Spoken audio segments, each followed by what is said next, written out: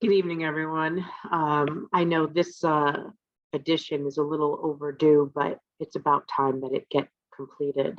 So in a week where all of the organizations that lead the MLC, DC 37, and the UFT have been spreading disinformation, it's important to remember that fact checking is what will get you through. So last night, we know that the UFT put out two documents, one to the retirees and another email to the active employees of the UFT. The emails were generally the same, but to show you how dangerous disinformation is, and in a Jim Jones type of style, Mr. Mulgrew is leading active union teachers down a really dangerous path by telling him, not only do you have to save yourself, you have to save the retirees from this horrible plan of stripping all choice. And we must save the stabilization fund and put these retirees into a Medicare Advantage plan. It's the only way to save choice. That kind of defies logic, but we will keep debunking it by scaring people and telling them that they have to do something because you tell them to, when they don't even know what the heck it is. If I were to sit in a room with 500 teachers and ask them what the Administrative Code 12-126 is, I bet not one of them would be able to answer me with any factual basis whatsoever. I'm not even sure Mr. Mulgrew would be able to answer it, because if he did, he wouldn't be doing what he's doing. And now more than ever, we need the Administrative Code 12-126 preserved, not just to protect the retirees and employees from increasing costs, premiums. We also now need it to protect us from him, from trying to force us into one plan, claiming that by giving him the power, we'd have choice. When we've had choice since 1941, and we've had this code since 1967, and we've had choice every year since 1967 without Mr. Mulgrew and the MLC being in charge of anything. He also continues to double down and weaponize Justice Lyle Frank's decision to say that the judge only said you had to be in one, you only could have one plan, or the city could put you in one plan, or they were going to put us only into HIP HMO. No, see, really, guys, it's because the city realizes that it's been violating the law for decades, and the city is trying to get Mr. Mulgrew to do its dirty work. He's the henchman here. They know. So we'll get to that in a short video next time. But today I want to focus on debunking bullshit coming out of the unions to scare people. Today's edition is Henry Garrido of DC 37. So last week he put out this document, and you'll see where we've dubbed this, fact checking DC 37. All the highlight signifies misinformation or disinformation. I don't need to read you his nonsense, but our response is the city and the MLC have the 1992 MLC agreement. You'll see this is a link to take you to the actual agreement from 1992 that requires the city to negotiate all aspects of healthcare. The MLC invoked it when the city published an RFP in 2013 without negotiating with them. The MLC sued and won. We have a choice. We have had choice since the inception of our employee health program. This proposed amendment will not help rein in costs. It takes away choice from the retiree and employee and puts it in the hands of the MLC, which is controlled by the UFT and DC 37 and the city of New York. Reining in costs would have to be done at the provider insurer level, and the cost savings would only benefit the city and MLC. Savings on the backs of people who need medical care and earned and paid for the benefit is despicable. By law, the city has to pay for our plans up to the HIP HMO cap. Removing all plans offered, changing the law we won our case on, putting everyone in managed care plans does not prevent premiums. It only serves to diminish a benefit we earned and paid for, and that you are negotiating away for a value in your current collective bargaining negotiations. Right, Mr. Mulgrew? Right, Mr. Garrido? What is the administrative code language that is being introduced and what does it do? Well, we did a short video on this, so if you want that fully explained, please go back to our YouTube channel. While the proposed amendment to the administrative code keeps the original language, it would allow the MLC and the city to elect what plan to peg to a class of individuals. 2, such ambiguous language removes the equal protections afforded to all employees and retirees and allows for what could amount to arbitrary segregation of classes. Given your history, you are perfectly fine to add copays, narrow networks, force us into inferior managed care plans, and diminish our benefits. We have no reason to trust you. Rather than put our full faith in the law, we put our full faith in the law that has served us well since 1967 by the council. Then Mr. Garrido says, what are the consequences of not amending the administrative code? And this, he basically gaslights the entire argument. The truth is, what he really means is that the city refuses to continue paying for Medicare eligible retirees as is required by law, and by removing the obligation and placing it on the federal government, the active and pre-Medicare retirees will be saved from being charged premiums. How long will it be before the plan pegged for active and pre-Medicare retirees is also changed, Mr. Garrido?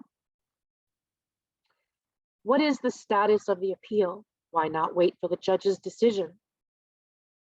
Well, this is the truth. Almost this entire statement is disinformation. The above, I'm not reading it. It's not worth it. You can see how much yellow is there. Blame the victim is now DC 37's tactic. Justice Lyle Frank gave his decision on March 3rd, not March 2nd. The proposed amendment takes away choice of premium-free plans to retirees and employees. It allows DC 37, UFT, MLC, and the city to select plans that are inferior to our current plans, as they have proven they are willing to do after attempting to implement the Medicare Advantage Plus plan. The proposed change forever passes costs to employees and retirees if they peg a plan that is not equivalent to the protections of HIP HMO cap and permits them, not the employee retiree, to elect the choice of free plans currently offered. This will add to the city's trouble of recruiting quality workers when applicants see the benefits that they were promised when hired can be stripped away and removed in employment or retirement by their former unions and employers. The city cannot unilaterally remove healthcare options without the approval of the MLC. And the retiree group that brought the lawsuit is the only entity trying to preserve benefits, in essence, by doing what the union should be doing, fighting for retirees. As if you remember, Mr. Garrido, you didn't allow us to have a seat at the table back in 2021. You didn't even let us in the room. What is the Medicare Advantage plan? Again, it's almost all yellow, so it's not even worth reading because why further spread disinformation? Medicare Advantage plans have been proven to be inferior to traditional Medicare with supplemental plans. Care would not be better than what we currently have, and that has been proven by the Health and Human Services Office of the Inspector General, the Government Accountability Office, and the New York Times. All of these are links, by the way, feel free to click. Reporting how MA insurance plans are bilking the federal government. Most have been charged with fraud by the Department of Justice, and Aetna is under investigation by the Department of Justice. Pre-authorizations are profit-producing method employed by for-profit companies, such as those that offer MA plans. Additionally, the proper comparison of plans should be traditional Medicare with supplemental, not to plans that active and pre-Medicare retirees have. A major point you failed to address is what happens if the federal subsidy is reduced. As happened with HIP VIP in 2017, benefits to retirees will be reduced and copays increase. Will there be premiums added to healthcare benefits if the administrative code passes? Again, that entire statement is false, so it's not even worth reading. The truth is, we have had choice for decades. What has changed is the city's willingness to follow the letter of the law, as has been in effect since 1967. What has also changed is the city has weakened the unions to a point where they have to submit to the city's demands rather than stand up and fight for the rights of employees and retirees. When DC 37, UFT, MLC, and the city tried to implement the MAP, the first caveat was to strip all plans from retirees. We were to be auto-enrolled into MAP, and we could only keep the plan we were currently in if we paid a penalty premium. The only organization fighting for the earned rights of retirees is the retiree group you so dismissively refer to. The New York City Organization of Public Service Retirees is an organized, growing group of retirees with affiliates throughout all agencies. The alternate option you claim we are pushing is the plan we currently have and had for decades, and we demand the city keep the promises made to us. The shortfall you refer to was not created by the retiree group, rather by the MLC and the city misusing the health insurance stabilization fund for raises and budget shortfalls. There are other options for savings that would not have harmed retirees, yet you chose not to use them. You are blatantly pitting actives against retirees with your rhetoric. Shame on you, Mr. Garrido.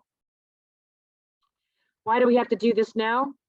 Again, almost that entire sentence, paragraph is in yellow, so it's not worth reading. The truth is you voted to change the administrative code when the MLC and city were caught violating a law in effect for 55 years that protects all employees and retirees. The MLC knows it either has to sell off a benefit to pay their debt from the 2018 MLC agreement or has to pay off the value they owe the city. The MLC knows it owes the city almost $1.2 billion and told all the unions on September 8th that this was the path forward for the city to eat the $600 million to $1 billion it is owed by the end of this year. Admit to the bad decisions made in the past with the health savings agreements and stop compounding those mistakes, Mr. Garrido. Giving $1 billion from the health insurance stabilization fund to the city in 2014 was not enough. You then agreed to save the city more money, $2.4 billion for a total of $3.4 billion through the 2014 and 18 savings agreements, neither of which replenished the health insurance stabilization fund. In essence, the city has benefited twice over. Where will this end? Got to remember something, boys. You have a seat at the table. You're denying us even access to the room. When you want to negotiate your benefits on the backs of people who no longer have a voice, who earned what you have today, don't go stripping our benefits away. We will fight you every chance we get. Our fights aren't over. There's more coming. Trust me when I tell you. Labor used to be strong. And to the unions that voted no to this process, or the ones standing on the sidelines and not saying anything, now is the time for you to speak up. Because the MLC only got away with the power that it has because you never pushed back on them. Don't let us be the only ones that speak out against changing the administrative code or bullying you in the MLC voting process. The MLC's voting rules need to be changed. It should be one union, one vote. Let's say that together. One union, one vote. Not that the MLC is conducted their business solely by the decisions or opinions of two large unions, the UFT and DC 37. Stand up for yourselves. Grow a spine. You're going to need it. This is what labor is about. Pushing back on being oppressed. Usually we're oppressed by the employer, not our fellow brothers and sisters. So we're all in new territory here. We're leading the way, the retirees. You might want to get on this ship. I think we're going to win this one. On which side of history will you be on?